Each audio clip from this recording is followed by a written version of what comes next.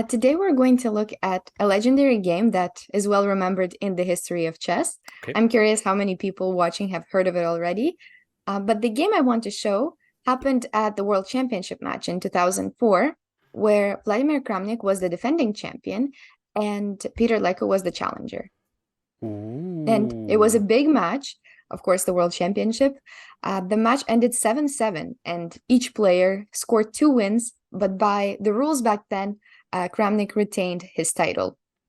Oh, is that Nowadays, we so? play Yeah. tie breaks, but back then it was the world champion gets to keep the title. But this particular game that I want to show was won by Leko. And this game allowed him to take the lead in the middle of their match. But it also has an interesting story to it. Okay, I'm curious. I probably wouldn't remember any of their games, so yeah, I'm very looking forward to this. So, and Leko was black. Yeah. Oh, okay. Oh, well, let's go. What did he play? So it started with e4, e5. Back then, it The was nothing else than Rui Lopez, I think. Yeah, it was the Rui Lopez. And the theory portion of this is the most interesting, and it's actually became the defining um, portion of this game. hmm And I'll explain why in a second. So for now, we see the regular closed Rui Lopez. And after a couple of moves, we get to a very famous position, which is it's going to be the Marshall attack. Have you heard of it before? Yes, I have. Okay. So after white plays c3, black can go for the Marshall attack, which is what happened in this game and one of the reasons why it became so famous. But nowadays, a lot of players choose to not go for the Marshall in as white. So there's a couple of moves that have been made to avoid it. For Uh-huh. example, a4. So the Marshall attack starts with d5. So now after you play a4, there is not really a point to playing d5 because white can just take on b5, and this is the reason why this is called the anti-Marshall, kind of. Uh-huh. So Okay. that's one of the ways to avoid it. And also people try things like h3 or just different moves that don't go into theory. Huh. But after c3, we get to a very famous Marshall attack. d5, or you can also call it the Marshall Gambit because black ends up giving up the pawn on e5 I like it. like this. Uh-huh. So this is known as an aggressive line in the Rui Lopez, where black sacrifices a pawn but gains initiative and a kingside attack for it. Okay. It first started with Frank Marshall, that's where the name is from, where he played it in his game against Capablanca. So it was a long time ago, well, maybe 100 years ago. But although Marshall lost that game, it became super, super popular. And nowadays, many top players play it and still use it today. All So, right. so we'll see how it usually unfolds. Maybe it will inspire somebody to play it too. But it does, especially you'll like it for black, I think, because hmm it's only a pawn, but it is a good initiative. So the whole idea is that we provoke the rook to come here, and it allows us to gain a bit of time by attacking white's pieces. So now bishop d6, we already see that it starts looking on the king side a bit more. I have to interfere immediately. I'm so sorry to cut you off here, but just from like a absolute amateur mind, why doesn't white just take the knight? Like before Right even, now, yeah, even one move before d4. So because then, here. yeah, in my opinion, so it's just as I said, it's an amateur mind. Maybe you know a bit more about it. Ah, okay. Well, black has the bishop here. That Yeah. might be that might be a reason. But then I think like, okay, there's just this poor d5 pawn. What can it really do after d4? Mm-hmm. Yeah, I see what you mean with the trade. I think that the reason why white doesn't do it is if you look at white's pieces, they're all pretty much undeveloped, right? Yeah, So it's kind of like trading the one active piece because this bishop was actually the one good piece that you could have maybe even done something here on c2 or I see.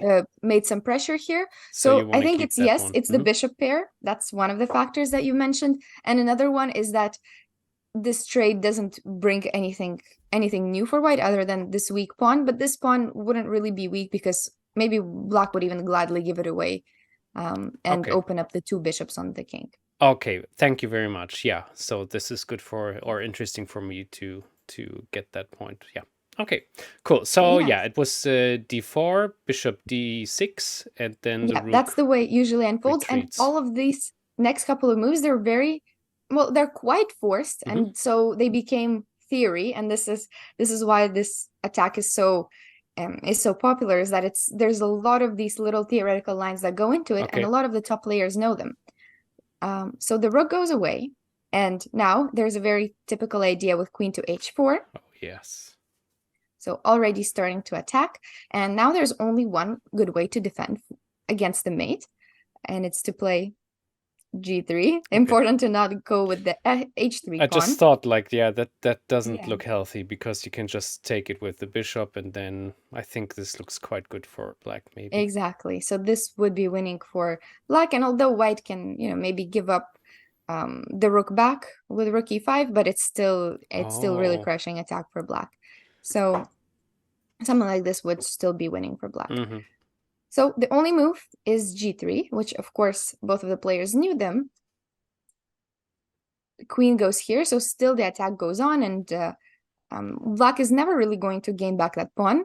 But and so white tries to neutralize the attack and then maybe go for some sort of endgame and just slowly have more of an advantage. But for now, in the middle game, it is definitely black who's on the offensive. But there's still things to know. For example, here, after this tricky move, rook to e4, there's only one move for black that doesn't give away the initiative. Yeah, I'm just looking at the very probably bullet or blitz game move bishop to f5, which is actually losing the queen, which is quite funny. But so what could that be? Is it actually no, f5 is doing exactly the same. It's also losing the queen. So let's not do that. Oh, what is it then? What could it be? Is it bishop e6? No, well, it doesn't lose the queen, but you're quite close with the idea that white does threaten to play rook h4 in some lines, and so our move is going to be the one preventing it. Uh-huh. Is that so? What is... Oh, is it... No. Bishop e7? No, it's not bishop e7. That would lose the bishop on e7. That is true, yeah. It would just simply lose the bishop. Something even more crazy, probably. No, it's not g5. Why not? Are you kidding me? That's the No. theory. What is happening? This is so crazy. Okay, for me, for you at home who are playing the Marshall, probably this is like, of course. Right? Yeah. What are you talking about, Arnie? But for me, this is quite stunning. G5. Well, I'm thinking like, okay, G5 can be taken by the bishop, I guess. If it gets taken by the bishop, there's a trick to it, and it's that the queen goes, oh, not there. Well, that's tricky. The queen goes queen to f5, and then you have to give up either the bishop or the rook, and there's no defense. That's so crazy. And So there's that's the trick. Oh yeah, the rook cannot go to g4. Yeah, of course. Like, just imagine. Oh, I found something which can prevent this. No, okay. Yeah. Wow. Crazy. So that's the point behind g5, and it is theory. So all of this has been theory, and both of them probably knew this and were prepared. So after g5, white can play kind of different things, but in the game, Kramnik chose queen f1. So as I've said, white probably wants to trade the queens and be up a pawn in the endgame, although even in this endgame, I would say that black has pretty good compensation and can keep up some better piece activity. In the game, he decided to keep the queens on and played queen to h5. And we start to see that the 3 pieces that were kind of lagging in development, it's going to be a bit hard to get all of them into play at once. However, black's pieces all came with a tempo, and all the minor pieces at least are placed really well. So this next move might be fascinating too, but it's actually theory for for people who play the Marshall, and who and I'm sure it was theory for Okay. these two world championship players. Kramnik played f3, sacrificing the exchange.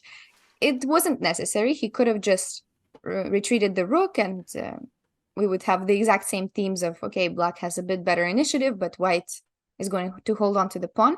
But he prepared this line with the exchange sacrifice.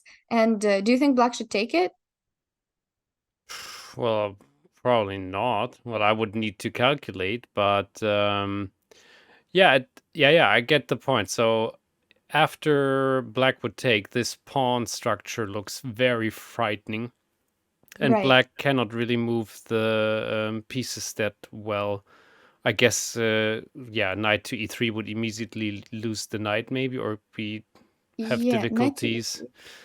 knight e3, queen f3. And yeah, and are we then forced to trade? Maybe that forces some trades. there might be something. It just doesn't look very healthy for black to put the knight there. Some Yeah, reason and I put the then knight there and played e5. That was my e5 idea. exactly, and then it's already unpleasant It's for black, I think.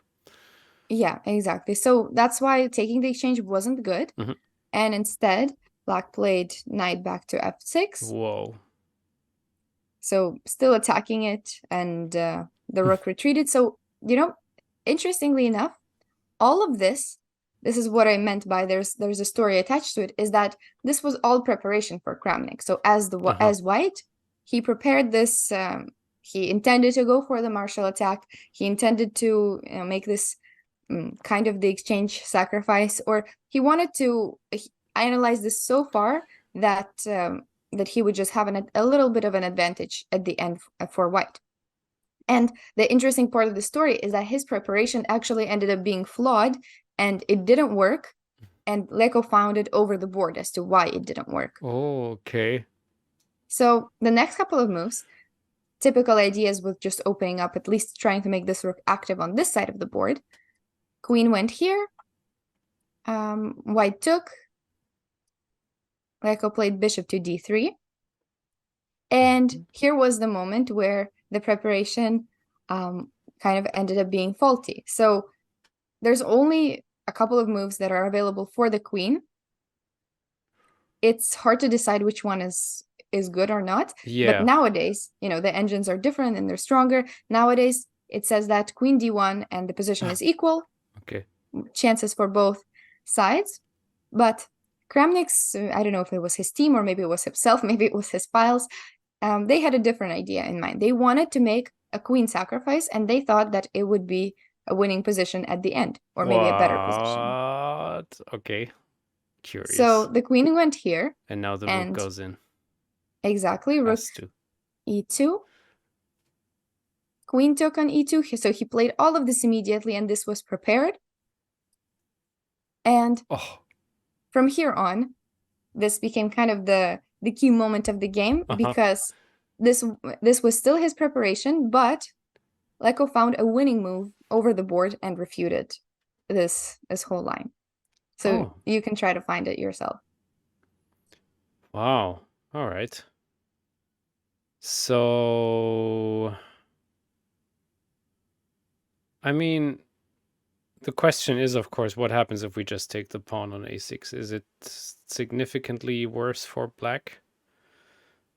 So I think if the pawn gets taken, this is, of course, one of the key moves to consider. Sure. I think this is what his team intended.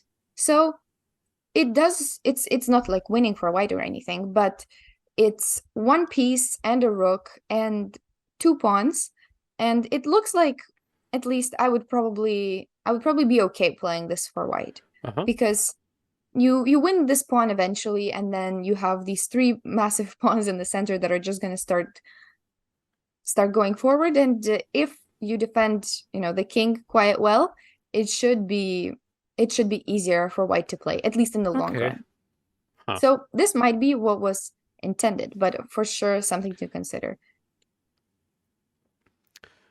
Okay, so But there's a different and more unexpected there move. must be something so there must be a move so strong that it immediately white has to take action. So what I'm thinking right now is queen to d3 with the threat queen to e3 check, and then queen f2, and I think this might, yeah, white has to defend tremendously well to not get checkmated here. Bishop That's a f1. really good start. So queen d3 is the move. Okay. There's a lot more variations that go with it, but you found pretty much the right idea.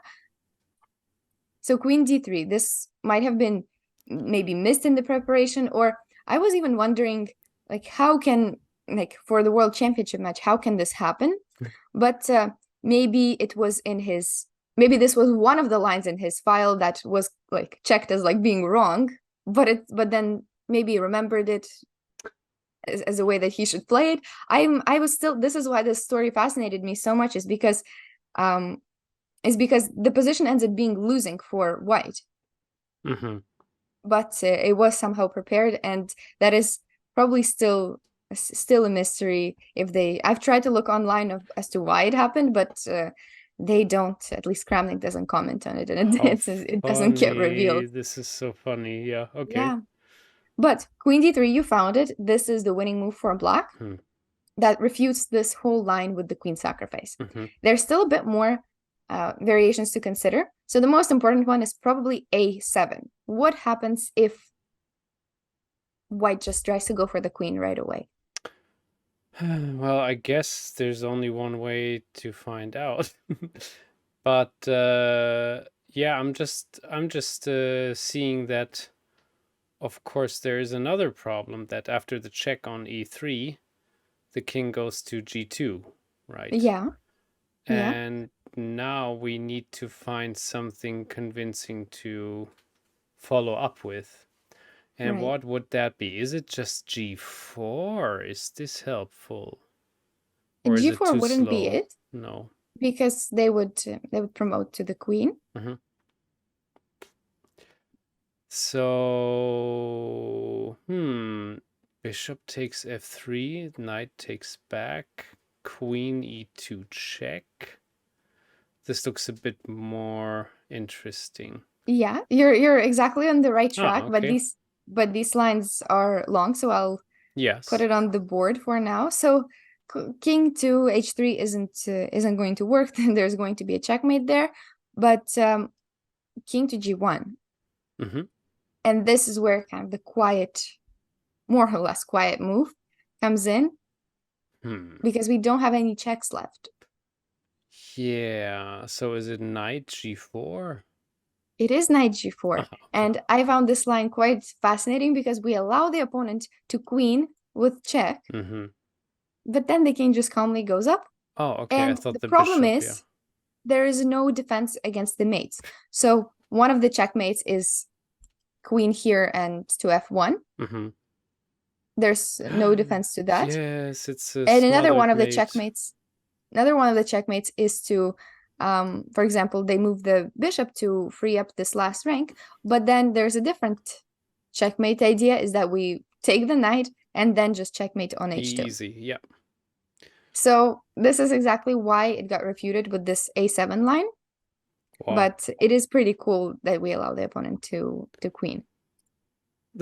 That is cool. It reminds me of this tactic by Mikhail Tal, which I saw very recently in our new format called Chess Treats by Oliver Reh, and he was showing how a pawn, although they are about to kind of checkmate with the rook, the pawn just moves on because there's too many defense pieces.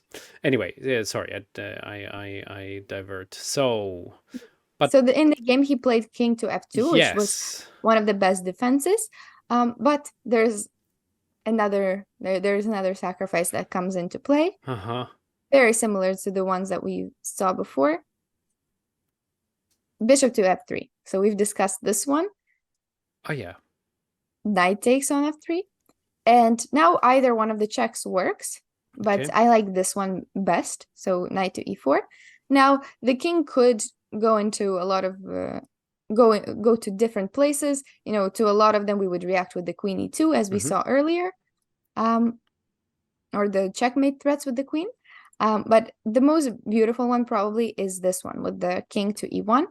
And there's of course a couple of ways to continue here, but I really like the way that I see Leko it. finished the game. Yes. I'm pretty sure it's knight takes g3. Oh, knight takes g3 you want. Oh, it's not it. It's similar. How Similar. funny. I thought this is checkmate.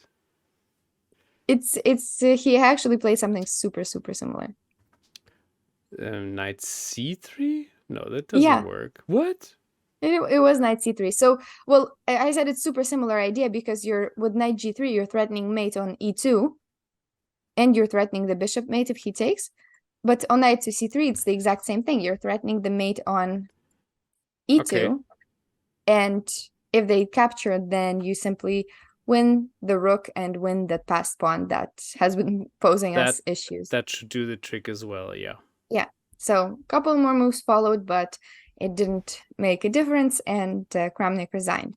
So at the end, Kramnik said about it that it was a beautiful game that will be remembered in the history of chess, and that's actually exactly what happened. That's And fair. it was a pretty unique story to it too, with how it was all prepared for white, Mhm. but it ended up being a really important game in just in the martial attack, and I'm sure it boosted its popularity even more. That is really fairly interesting, I have to say. Yeah. And yeah, probably I saw this game once in my lifetime, but yeah, I didn't know the story behind it. I didn't know the martial at all. And yeah, interesting opening. Wow. Yeah, that's it. Peter Leko versus Kramnik. And still, he couldn't make it in the end. Kramnik defended his title back then. There was no Armageddon Yeah, or similar stuff like that. unfortunately. Thank you so much, Svitlana. This was really, really cool. Thank you, everybody, for watching, and we see each other soon again. Bye.